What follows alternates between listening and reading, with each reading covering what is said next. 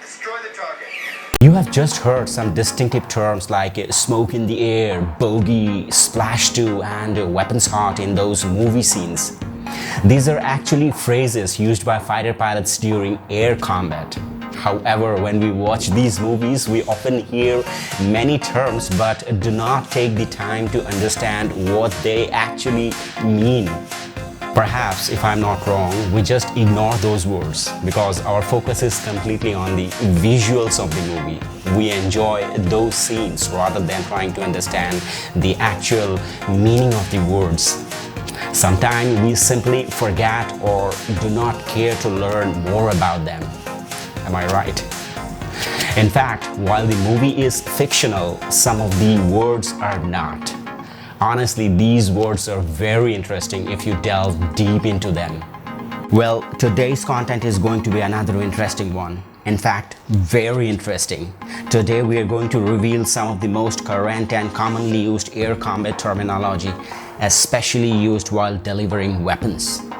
These include some of the multi-service tactics, techniques, and procedures with given code words known as Brevity Codes, used by NATO pilots. The primary purpose of these codes is to ease coordination and improve understanding during operations. Jai Hind dosto, this is Prajesh and you are most welcome to AirPra. Let's get started.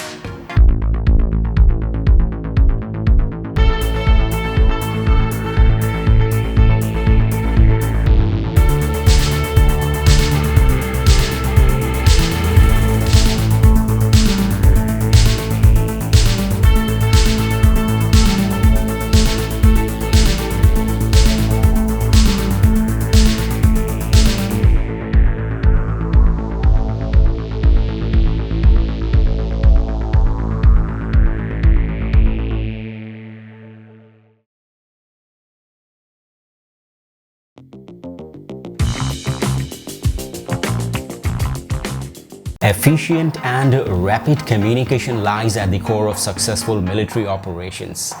NATO Brevity Codes are a standardized set of brief, concise, and easily understood words or phrases utilized by military and aviation personnel to streamline communication during critical tactical operations. These codes are commonly used in military operations to communicate between pilots, land-based command and control, and other military personnel involved in the mission. There are various types of brevity codes used in military aviation nowadays, including phonetic alphabets, numbers, color codes, and tactical brevity codes. Tactical brevity codes are specialized codes used to describe specific tactical situations or actions such as air-to-air, air-to-surface, or surface-to-air attacks, navigation, and threat avoidance.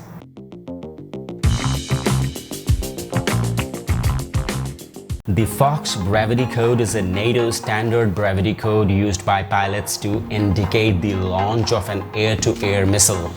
Here are some examples of how the Fox Brevity Codes might be used in radio communication between pilots. Fox 1. This refers to a semi-active radar homing missile, in short SARH, such as the Matra Super 530D or Wimpel R27R/ER. A semi-active radar homing missile uses the radar of the launch aircraft or mothership to guide it towards its target. It is not a fire and forget missile. It requires the mothership to maintain a lock for the missile's entire flight. Here is an example of how the Fox 1 call might be used in radio communication between pilots. Fox 1, I've got a Chinese J8 at my 3 o'clock, range 10 miles.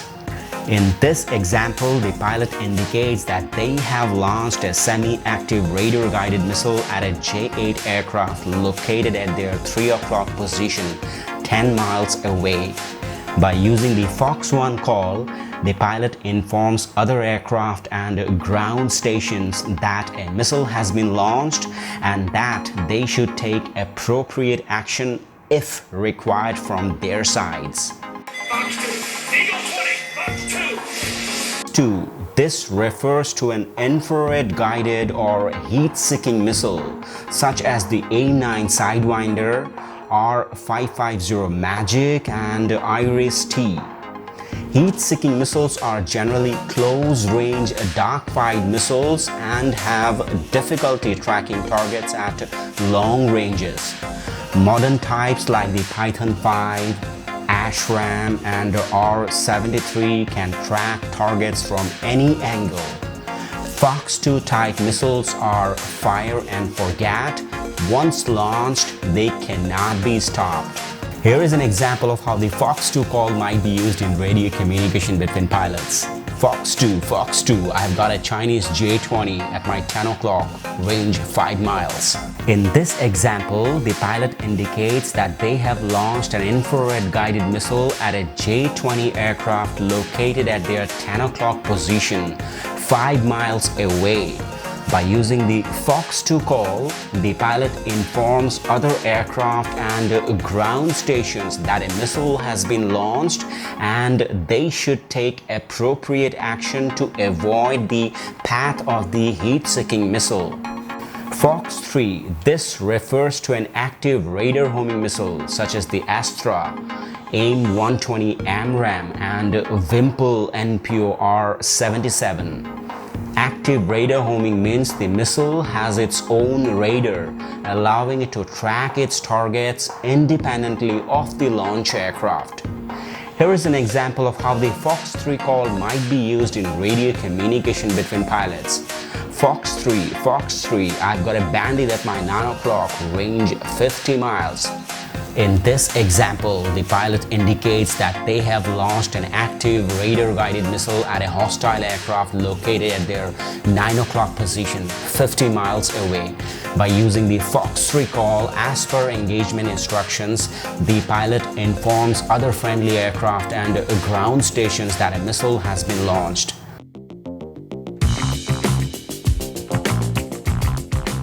In military aviation, the term splash is used to indicate that a target has been successfully destroyed or neutralized, typically by a missile or bomb. The term is often used in air-to-air combat to confirm that an enemy aircraft has been hit and is down, or in air-to-ground combat to confirm the destruction of a ground target. Here is a bit more detail. Splash confirms that a target has been destroyed. For example, if a pilot fires a missile at an enemy aircraft and the missile hits, the pilot might report a splash to confirm the kill. Smoke in the air. The Brevity Code smoke in the air is used in military aviation, particularly by fighter pilots, to indicate the launch of an enemy surface-to-air missile, in short SAM. This warning alerts friendly aircraft to the imminent threat, prompting evasive maneuvers and countermeasures to avoid being hit by the missile. The phrase is part of a set of standardized codes designed to convey critical information quickly and clearly in high-stress combat situations. Greyhound is a Brevity code used to indicate the launch of land attack cruise missiles. For example, it can refer to the Tomahawk land attack missiles and conventional air-launched cruise missiles. This code helps communicate the launch of these missiles, which are employed by friendly forces to strike land targets. When dropping unguided or guided bombs, the term pickle and pave are used respectively. Here is an example of how the pickle call might be used in radio communication between pilots. Pickle, bombs away. Pickle refers to the action of releasing bombs, whether guided or unguided. Paveway refers to precision-guided bombs that use laser guidance. On the other side, when deploying a guided missile, the term rifle indicates the launch of a missile or a guided munition. For example, it might refer to the launch of an air-to-ground guided missile such as the AGM-65 Maverick.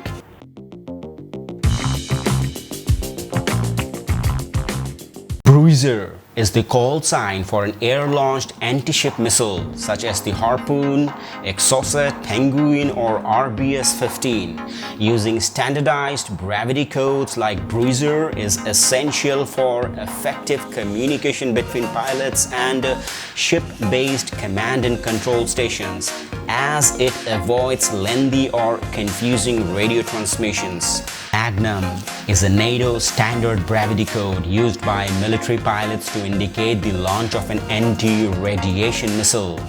Missiles like the AGM-45 Shrike or AGM-88 Harm, which target surface-to-air installations, are associated with this call-out. This code is used in SEAD missions, often conducted by fighter aircraft like the F-16 Fighting Falcon and the F/A-18 Super Hornet. These advanced aircraft are frequently equipped with HARM missiles to effectively carry out the vital strategic role. When a pilot fires a HARM missile, they transmit Magnum over the radio twice to alert other pilots of the launch. This helps them adjust tactics and avoid the enemy radar site, ensuring clear communication within the flight. Vampire. This brevity code refers to a hostile anti-ship missile. It is a call-out no sailor wants to hear, indicating an inbound anti-ship missile. For example, the BrahMos missile is specifically designed to sink enemy warships, such as Chinese vessels. According to Western experts, it is a widowmaker. Once launched, sinking an enemy vessel becomes almost certain. Alright guys, that brings us to the end of the first part of the NATO Brevity Codes. Most of these are associated with the release of weapons. I hope you have found it insightful and gained a good understanding of these codes used by fighter pilots. However, if you want to read more about this topic or explore other defense equipment, you must visit airpra.com. And before you go, please don't forget to hit the like and subscribe. Yes, it is true, without your support, bringing the most distinctive content is impossible. Take care, stay curious, and see you in the second part. It's made just for you, okay? Bye-bye.